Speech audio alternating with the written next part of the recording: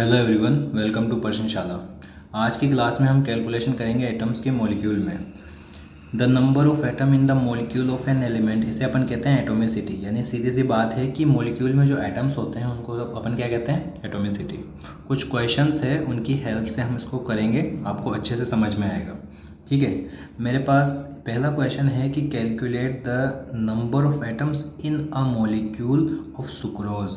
ठीक है, तो मेरे पास सुक्रोज का एक मॉलिक्यूल है C12H22O11। इसमें मुझे एटोमिसिटी पूछी है। ठीक है, तो इसको अगर मैं ध्यान से देखता हूँ तो मुझे दिखता है कि यहाँ पे कार्बन जो है वो कितने हैं, 12 हैं। हाइड्रोजन है वो कितने हैं, 22 है। ऑक्सीजन कितने हैं, 11 है। मीन्स अगर इस क्वेश्चन में मुझे पूछते कि कार्बन कितने हैं तो वो 12 है। इसे मैं कह सकता हूँ atomicity of carbon. Atomicity of carbon कितनी है, 12 है। एटोमिसिटी ऑफ हाइड्रोजन कितनी है, 22 है। एटोमिसिटी ऑफ ऑक्सीजन कितनी है, 11 है। बहुत आसान टॉपिक होता है, हमें लगता है कि ये मुश्किल है, बट एक्चुअल में ऐसे ही इसे करना होता है। बस अपनी लैंग्वेज में इसको लिख देना चाहिए। दूसरा क्वेश्चन है, एक प्रैक्टिस के लिए है कि what is the atomicity of phosphoric acid. तो फॉस्फोरिक एसिड को अपन लिखते हैं H3PO4। तो इसमें अगर मुझे पूछे एटोमिसिटी ऑफ हाइड्रोजन तो वो कितनी है, 3 है। एटोमिसिटी ऑफ फॉस्फोरस तो वो कितनी है, 1 है। एटोमिसिटी ऑफ ऑक्सीजन तो वो कितना है, 4 है। ये आ गया हमारा सॉल्यूशन। नेक्स्ट क्वेश्चन, थोड़ा अच्छा क्वेश्चन अपन देखते हैं।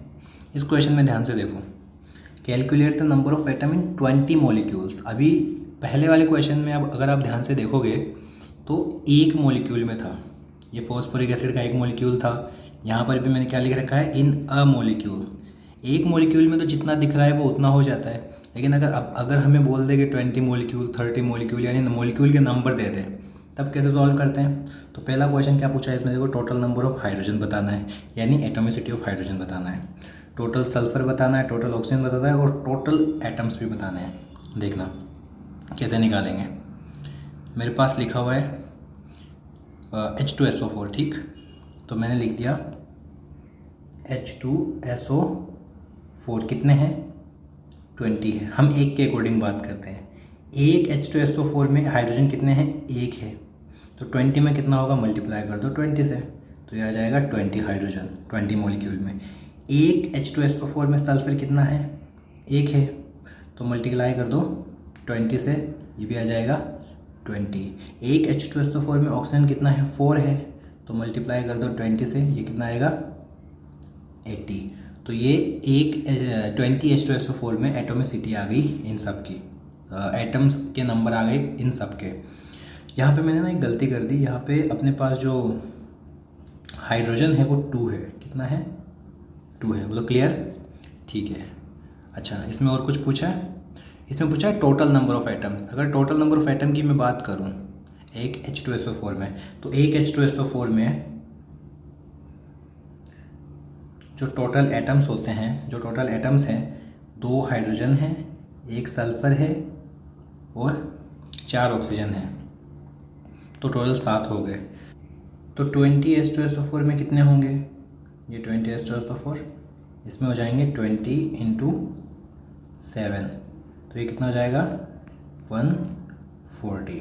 तो तीनों का जवाब आ गया है। तो ऊपर जो क्वेश्चंस पूछे गए थे सबका जवाब कितना हो जाएगा, total number of hydrogen atom कितने हो जाएंगे, ये हो जाएंगे 40। कैसे, ये 2 है यहाँ पे ना, ये 2 है, और यहाँ पे आ जाएगा 40।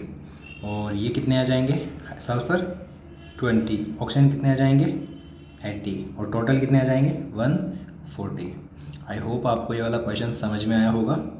एक ये वाला क्वेश्चन है, मैंने इलेक्ट्रॉन प्रोटॉन न्यूट्रॉन का क्वेश्चन पहले करवाया था, है ना। अब की बार आपको क्या करना है, 20 H2SO4 में, एक H2SO4 में निकालना आपको आता है, पिछला अगर आपने लेक्चर देख रखा है तो आपको आता है। अब की बार आपको 20 मॉलिक्यूल ऑफ H2SO4 में इलेक्ट्रॉन प्रोटॉन और न्यूट्रॉन निकालना है। मैं आपको थोड़ा सा समझा देता हूँ कि हाइड्रोजन जो होता है उसके अंदर एक हाइड्रोजन में 1 इलेक्ट्रॉन होता है, तो 2 हाइड्रोजन में 2 इलेक्ट्रॉन होंगे।